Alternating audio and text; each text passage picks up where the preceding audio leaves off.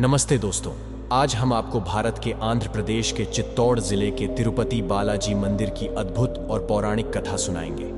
यह मंदिर, जो 7 पहाड़ियों से घिरा हुआ है, विश्व के सबसे प्रमुख और प्रतिष्ठित मंदिरों में से एक है। तिरुपति बालाजी का मंदिर भगवान वेंकटेश्वर का निवास स्थान है। भगवान वेंकटेश्वर को विष्णु जी का अवतार माना जाता है। यह मंदिर भक्तों के लिए एक अत्यंत पवित्र स्थल है और यहाँ आने से जीवन में सुख और समृद्धि की प्राप्ति होती है।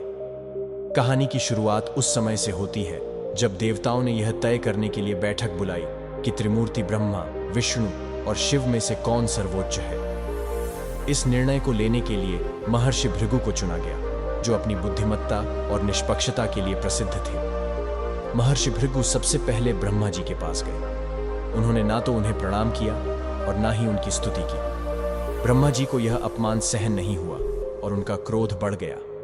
उन्होंने भृगु को देखकर कहा कि उन्होंने उनका अपमान किया है, लेकिन उन्होंने अपने क्रोध को दबाया क्योंकि भृगु उनके पुत्र थे। इसके बाद महर्षि भृगु भगवान शिव से मिलने गए। भगवान शिव ने भृगु को देखा और उन्हें आलिंगन किया, लेकिन भृगु ने शिव जी की आलोचना की। भगवान शिव गुस्से में आ गए और त्रिशूल उठाकर भृगु पर प्रहार करने लगे।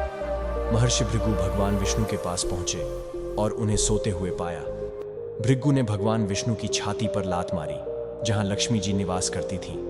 भगवान विष्णु ने बिना गुस्सा दिखाए भृगु के पैर पकड़कर उन्हें क्षमा मांगी और कहा कि उनकी छाती पर प्रहार करने के कारण उनके पैर में होने वाले दर्द को कम करने दीजिए।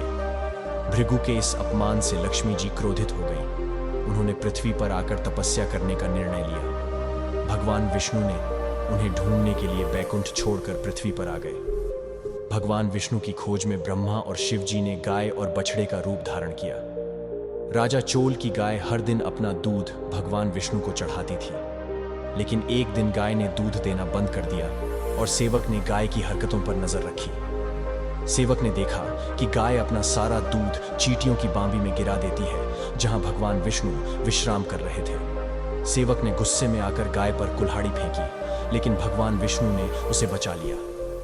कुल्हाड़ी से लगी चोट का निशान आज भी भगवान वेंकटेश्वर की मूर्ति में देखा जा सकता है। राजा चोल ने इस घटना के बारे में सुना और भगवान विष्णु से क्षमा मांगी। भगवान विष्णु ने राजा चोल को क्षमा कर दिया और एक वरदान दिया कि राजा चोल अगले जन्म में अक्सा के राजा के रूप में पैदा होंगे और उनकी पुत्री पद्मावती का विवाह वेंकटेश्वर से होगा। समय बीता और राजा चोल ने अगला जन्म अक्सा के राजा के रूप में लिया। उनकी पुत्री पद्मावती का विवाह भगवान वेंकटेश्वर से हुआ। इस विवाह की कहानी भी बहुत रोमांचक और पौराणिक है। विवाह के बाद भगवान वेंकटेश्वर ने तिरुपति की पहाड़ियों पर निवास किया और वहां पर मंदिर की स्थापना की। तिरुपति बालाजी का मंदिर आज भी भक्तों के लिए एक महत्वपूर्ण तीर्थ स्थल है। आज भी लाखों भक्त तिरुपति बालाजी के दर्शन करने के लिए आते हैं। मंदिर में आने से भक्तों की इच्छाएं पूरी होती हैं और जीवन में सुख और समृद्धि मिलती है। तो दोस्तों, यह थी तिरुपति बालाजी की पौराणिक कथा। अगर आपको हमारा वीडियो पसंद आया हो तो कृपया लाइक और सब्सक्राइब जरूर करें। हमें आपके विचार और सुझाव का इंतजार रहेगा। धन्यवाद।